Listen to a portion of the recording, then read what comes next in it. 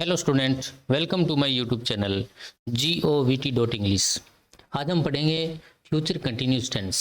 तो future continuous शुरू करें इससे पहले आप वीडियो को लाइक करो, शेयर करो, कमेंट करो और अगर आप चैनल में बिल्कुल नए हो तो चैनल को सब्सक्राइब करो और आने वाले सभी वीडियोज़ की नोटिफिकेशन आपको मिले इसलिए आप घंटी वाले बटन को दबाओ और ऑल पर जाकर के क्लिक कर दो ताकि सभी प्रकार के वीडियो की नोटिफिकेशन जो है वो आपको समय पर मिल जाए और आप अच्छे से इसको तैयारी करके और आपके एग्जाम में आपको बहुत अच्छे नंबर मिल जाए।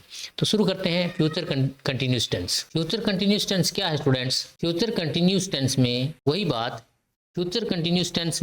बात है कि जो फ्यूचर टेंस होता है उसमें एक वचन और बहुवचन कर्ता का कोई इश्यू नहीं होता। इसमें सिर्फ आई और वी एक ग्रुप होता है और आई और वी के अलावा जो बाकी सब्जेक्ट बचते हैं उनका दूसरा ग्रुप होता है। तो आई और वी के साथ में तो लगता है सेल और अन्य सभी के साथ में लगता है विल। ये फ्यूचर टेंस की एक कॉमन सी विशेषता है। तो फ्यूचर कंटिन्यूस टेंस की जब हम बात करते हैं तो फ्यूचर कंटिन्यूस टेंस में क्या है स्टूडेंट्स कि फ्यूचर कंटिन्यूस टेंस के अंदर आई और वी जो सब्जेक्ट होता है उसके साथ में लगता है सेल बी बीई, इसके साथ में सेल के साथ में बीई लगता है। और कंटिन्यूस टेंस चाहे कोई सा हो, चाहे वो प्रेजेंट कंटिन्यूस टेंस हो, चाहे वो पास्ट कंटिन्यूस टेंस हो, चाहे वो फ्यूचर कंटिन्यूस टेंस हो, सभी कंटिन्यूस टेंस में वर्ब की फर्स्ट फॉर्म के साथ में आईएनजी का प्रयोग किया जाता है। तो ये आईएनजी वाली तो कंटिन्यूस टेंस की कॉमन विशेषता हो गई। इस सभी प्रकार के कंटिन्यूस टेंस में आईएनजी लगती है।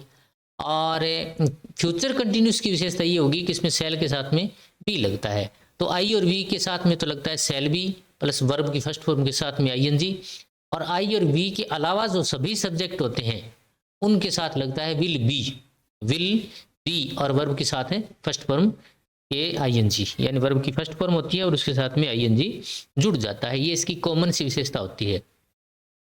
तो आपको फ्यूचर कंटिन्यूस टेंस में ज़्यादा याद करने वाली बात नहीं है। इसमें आपको इतना याद करना है कि आई और वी के साथ में तो लगता है सेल बी और अन्य के साथ में लगता है विल बी। That's okay. तो इसका स्ट्रक्चर देखते हैं क्या बनता है। जैसे पहले सब्जेक्ट आ गया, उसके बाद में विल बी या सेल बी आ गया, विल बी या cell B.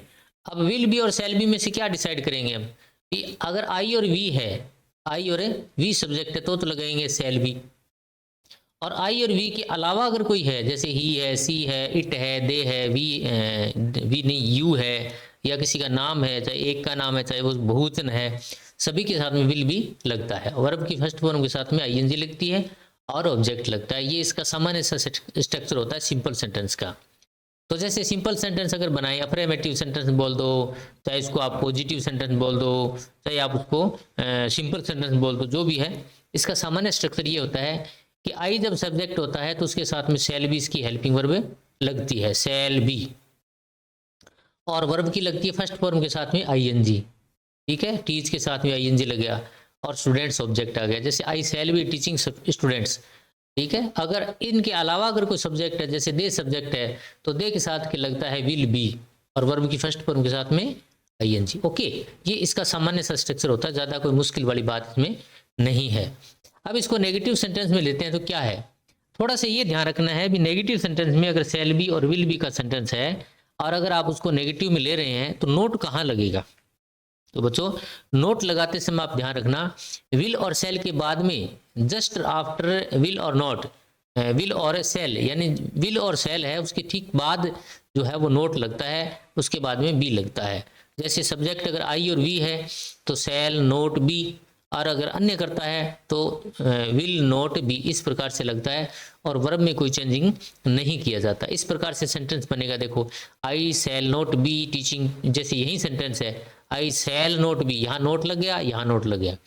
I shall not be teaching student, they will not be learning lessons. इस प्रकार से आप इसको नेगेटिव सेंटेंस में चेंज कर सकते हैं।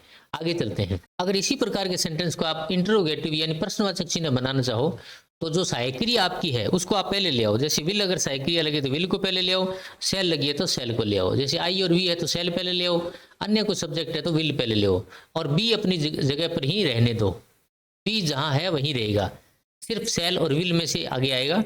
तो स्ट्रक्चर इसका ये रहेगा, सेल या विल में से सबसे पहले और उसके बाद में सब्जेक्ट, फिर बी वर्ब की फर्स्ट फॉर्म के साथ में आईएनजी और ऑब्जेक्ट और प्रश्नवाचक निशान ये जरूर लगेगा। तो अगले एग्जाम्पल देखो आप, जैसे shall I be teaching student और will they be teach learning lessons, हो गया।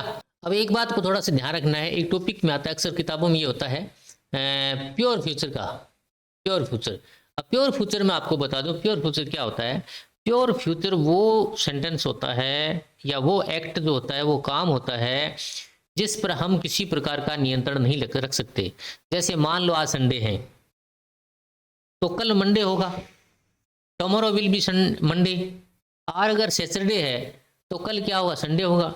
अगर हम कितना ही जोर लगा दें, दुनिया की कोई ताकत अगर जोर लगा दे, अगर आज संडे है तो कल मंडे होने से रोक नहीं सकती। इसको बोलते हैं प्योर फ्यूचर। जो चीज़ होती है जिसको कोई किसी प्रकार की पावर से, किसी इच्छा से या किसी उद्देश्य से या किसी संभावना से उसको प्रभावित नहीं किया जा सकता। जैसे भविष्य में होने वाली ऐसी घटना जो स्वेच्छा, उद्देश्य या संभावना से प्रभावित ना हो, उसे प्योर फ्यूचर कहते हैं। ऐसे कार्यों के लिए शैल बी और विल बी का यूज होता है। जैसे टुमारो विल बी संडे, कल संडे होगा है? और आई शैल बी 50 नेक्स्ट बर्थडे, अगले जन्मदिन पर मैं 50 साल का हो जाऊंगी या हो जाऊंगा। राधा विल बी 18 इन जुलाई, राधा जुलाई में 18 साल की हो जाएगी। तो ये चीज़ें चेंज नहीं होती, चाहे आप कितनी भी महामारी आ जाए, कितनी विपदा आ जाए, कुछ भी हो जाए, कितने पैसे दे दे, वो उसकी जो है वो आगे वाली डेट आने वाली ही है। इसलिए इनको बोलते हैं प्योर फ्यूचर। तो प्योर फ्यूचर के अंदर शैल बी और विल बी का प्रयोग किया जाता है।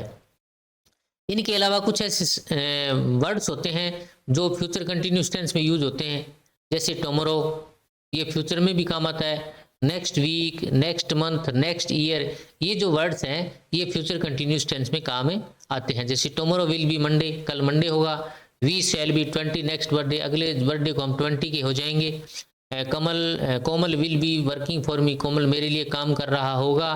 दे will be learning their lesson in future, भविष्य में भी अपना पाठ है याद कर रहे होंगे। आई शैल बी टीचिंग स्टूडेंट्स, और मैं बच्चों को पढ़ा रहा होऊंगा। इस प्रकार से आप अपने वाक्यों को बना सकते हैं, कोई दिक्कत नहीं है, कहीं प्रॉब्लम नहीं है, बिल्कुल इजी तरीके से इस सेंटेंस को कर देना है।